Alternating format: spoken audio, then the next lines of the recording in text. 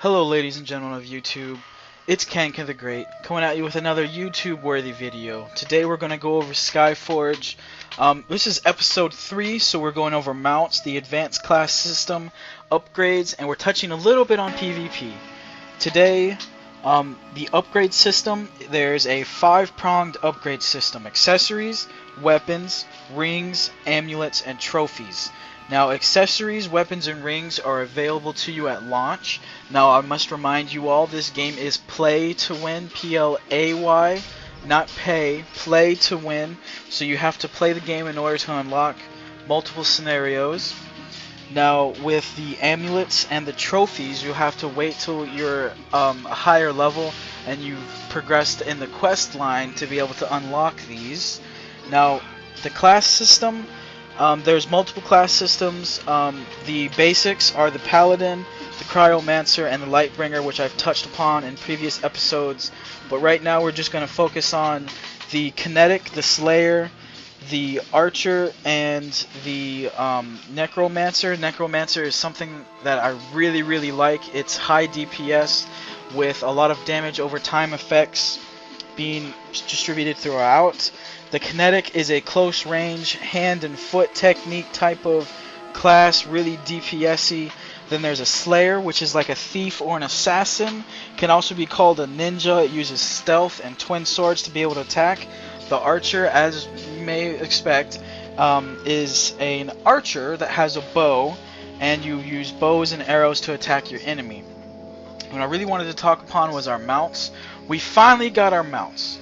We completed Lunbar, we completed the quest line for all of Lunbar, and we finally have our mounts to be able to be shown. The mounts will be shown later on in this video, but for right now I wanted to talk about some of the PvP aspects of this game. Now, it took me about 5 to 10 minutes to queue up for a PvP game, but that was because it was my first game. It was a lower end PvP scale. So I'm not too sure why it took so long, but I think that might be because I was on the lower end of the PvP scale. Now, I did find out an interesting tidbit. You get your PvP gets upgraded to whatever level is the highest. So let's say that there's a prestige 10,000. Well, everyone's prestige will get automatically boosted to that level, even if you're not that prestige. So your health bar, if you're normally walk around with 4k health and you're just a measly little 1k prestige, it'll upscale and it'll go right in. What you have seen before you is Factory 501. Factory 501 is one of the early dungeons that is available to you. I'm doing it for a repeat quest, and after this repeat quest is a little bit of the PvP aspect, and I'm sure everyone's excited for it. I'm very excited for it. But let's just get into mounts just for a minute right here. Mounts: after completing quests in Lumbar Forest, you will get a free mount called the Gravicycle as your first mount. After this, you will get a temporary mount called the Horn Scoot. Now, the Horn Scoot is a dinosaur / rhino mixture.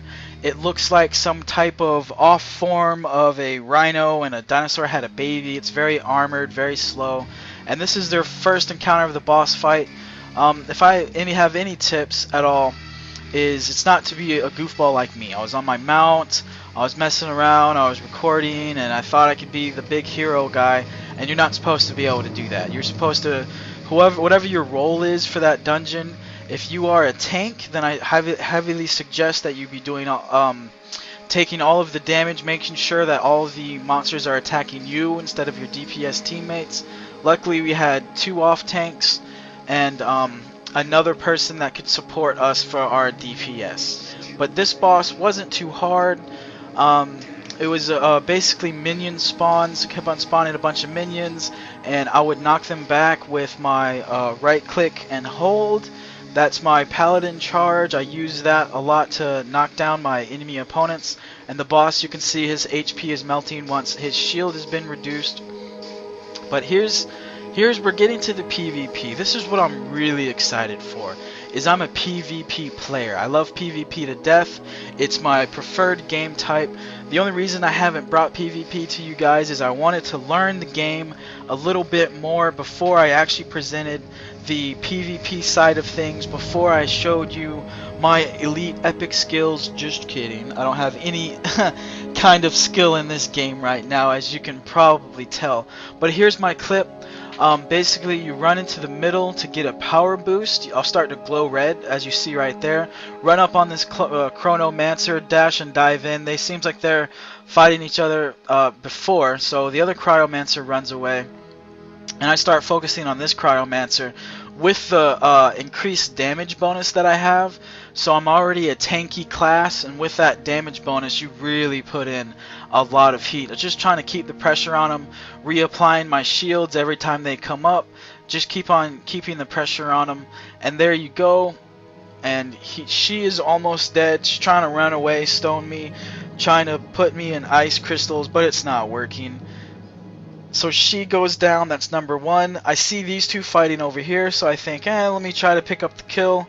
And I would think I was able to get the kill on that guy, the final blow, and the kill on this guy too. My name is Kanka the Great. Please like, favorite, rate, and subscribe. Comment. I read all my comments. Please help support my growing YouTube channel. Thank you very much, and have a great day.